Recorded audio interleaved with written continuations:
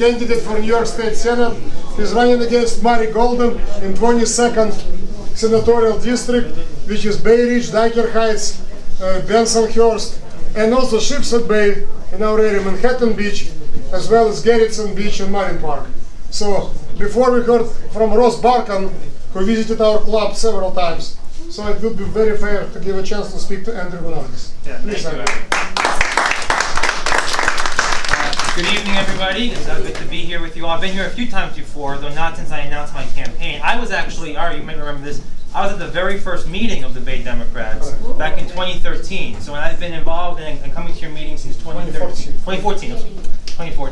Yeah, we started in January of 2014. Right. We're a very young club, 4 years in existence. But I was at that very first meeting when we had 100 people there, and I remember it very, very well. Right. So it's good to be here again. My name is Andrew Gonardis. I'm running for the state senate in the 22nd district, all the neighborhoods that Ari mentioned and talked about. I'm running against the only Republican state senator in all of Brooklyn, and that's Marty Golden. Why is that important? Because I think that after 16 years in office, Marty Golden's done some things to really let down our community and things that really matter to our neighborhoods. But I'll tell you, before I get into that, I'll tell you a little bit about me and who I am and why I'm running. I was born and raised in Brooklyn, spent my whole life living there. My parents raised me and my 2 siblings with this understanding that we have an obligation to be active participants in our community. And I learned through their example the value of service to others. I worked for my local city councilman for a number of years, Councilman Gentili. I went and I was on the community board for 3 years. Then I went to Washington, D.C. and I worked on Capitol Hill. And I got my law degree down in Washington, D.C. Now I work for the borough president as his general counsel for the past 4 years. It's not just about politics and working in government. I've also been very involved in the community. I started a neighborhood nonprofit after Hurricane Sandy, Superstorm Sandy, back in 2012 called Bay Ridge Cares. We cooked 25,000 hot meals for people who were displaced by the storm in 6 weeks after the storm hit. And we delivered those meals to families in Coney Island, Garrison Beach, Rockaway, and Staten Island. I've been very active with a group called BRAKES, Bay Ridge Advocates for Keeping Everyone Safe. We're a pedestrian safety group. We're a bunch of parents and seniors and pedestrians of all different ages who care about the safety of our streets. And I've been very active as well as other groups in the neighborhood. And I think that after 16 years in office, our neighborhoods face some challenges, and challenges that are not currently being addressed by our state senator.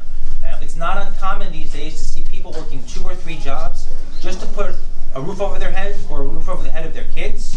I think it's crazy that in the United States in the 21st century, we have a healthcare system where people still have to sell cupcakes to pay for their cancer treatments. That's shameful.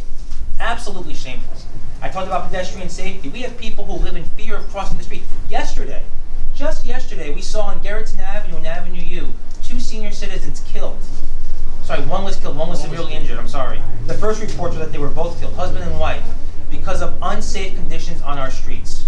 It's a real, last year was the safest year for pedestrian fatalities in the city, except in in Brooklyn, the percentage went up by 12 points. 57 families last year lost loved ones due to traffic fatalities in Brooklyn, a 12% increase. So we know that we're not adequately addressing the challenges facing street safety in our communities. Let's talk about mass transportation. It's no surprise, I'm sure, to anyone in this room, how dysfunctional the MTA is, and how much it lets us down time and time and time and time and time and time and time again, right?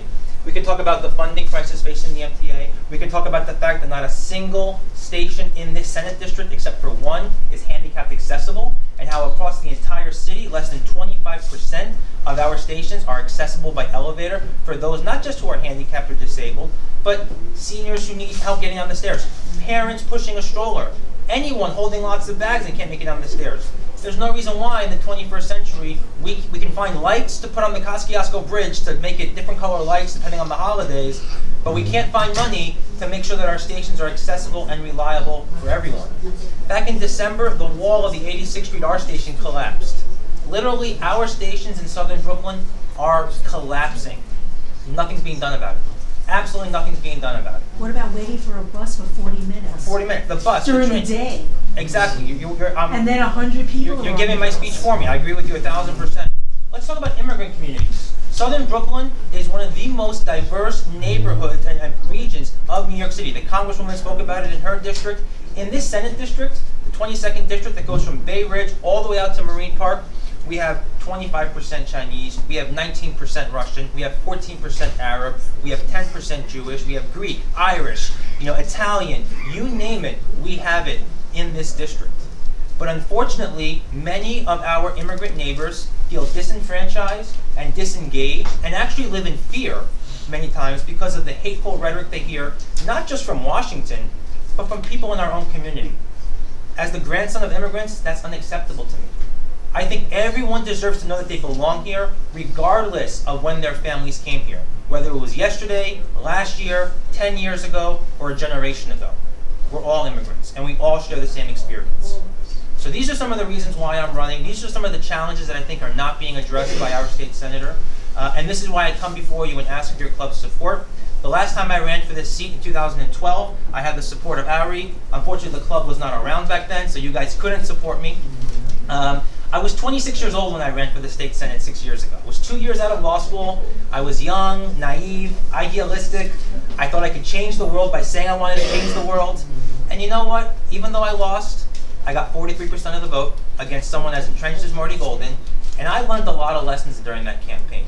I learned a lot of lessons about my community, about my neighborhood, about running campaigns, and about being responsive to people in their community and being responsive to the issues that people care about. So this time around, I'm asking for your club's support. I need your help. And together, we can make sure that we take back our neighborhood and we finally solve the challenges that have been facing us for years and years to come. So I thank you for the opportunity. I gave you the abridged version because I have to make it to the other side of Brooklyn for one more presentation tonight, unfortunately. But I'm happy to take any quick questions. And I'm sorry it took me so long to get here. It's a busy time the last couple months. But I'm glad that I had a chance to stop by even for a little bit. So thank you very much for having me. Really appreciate it. I'm gonna leave these beautiful palm cards. You can see my face smiling at you whenever you want. Or I can pass these around. I have more I can leave for you too.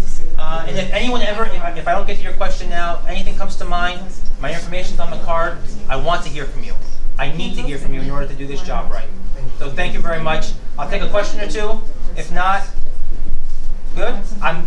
We're all good? We're set? We're sold? You guys are an easy crowd. All right, good. He said it. Mark it down. All right, thank you very much. Thank you, everybody. Thank you.